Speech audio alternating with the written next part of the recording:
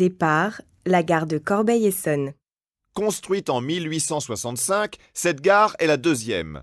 Elle est reliée au PLM, la ligne Paris-Lyon-Marseille, ce qui a permis à de nombreuses industries de Corbeil et d'Essonnes, même loin de la Seine, d'assurer leur approvisionnement et le transport de leur production. Dès le XIXe siècle, les chemins de fer étaient exploités par plusieurs sociétés privées et une société d'État. Une place à part dans le monde des entreprises. Et les luttes sociales ont très vite été d'actualité. Nous sommes en 1910. Le gouvernement, poussé par les luttes ouvrières, planche sur les retraites. Mais il se prépare aussi à la guerre. Le 10 juillet 1910, les cheminots menacent d'une grève générale. Ils réclament un salaire minimum de 5 francs par jour. Voilà ce qu'ils disent sur leur tract.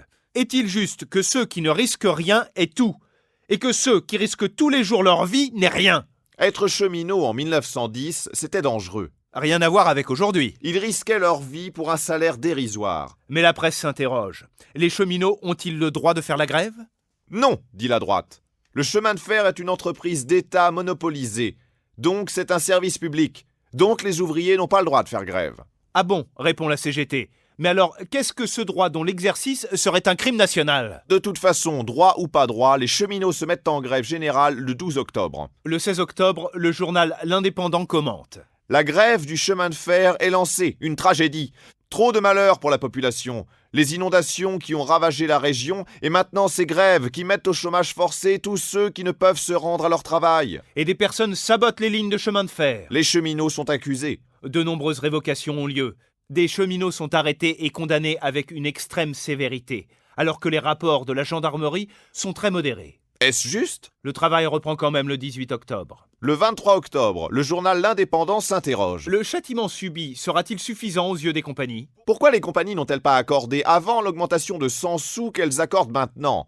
Pourquoi les attentats commis sur les voies et les ouvrages étaient-ils plus nombreux à l'ouest que sur l'ensemble du réseau? N'est-ce pas pour discréditer cette compagnie? Bref, il reste encore beaucoup d'interrogations sans réponse. Et cette histoire n'est pas finie. En avril 1911, la Chambre est interpellée sur la réintégration des cheminots. Les 741 révoqués ont plus de 10 ans de service et ont toujours été de bons ouvriers. Le ministre des Transports écrit aux compagnies de chemin de fer pour soutenir leur cause. Le 11 juin 1911, le journal L'Indépendant mène son enquête. Certains cheminots ont été réintégrés grâce à l'intervention de prêtres. Ils appartiennent à l'Union catholique des chemins de fer. Mais qu'est-ce que la religion a à faire dans cette affaire? C'est ce qu'on aimerait bien savoir.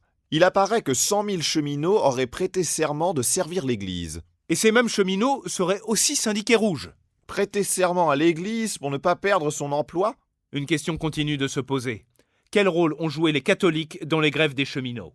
Et dans quel but? Car finalement, les vraies victimes de la grève, ce sont ceux qui ne font pas partie des leurs. Et qui n'ont pas retrouvé leur travail. Prenons maintenant sur notre gauche l'avenue d'Arblay. Arrêtons-nous au numéro 24.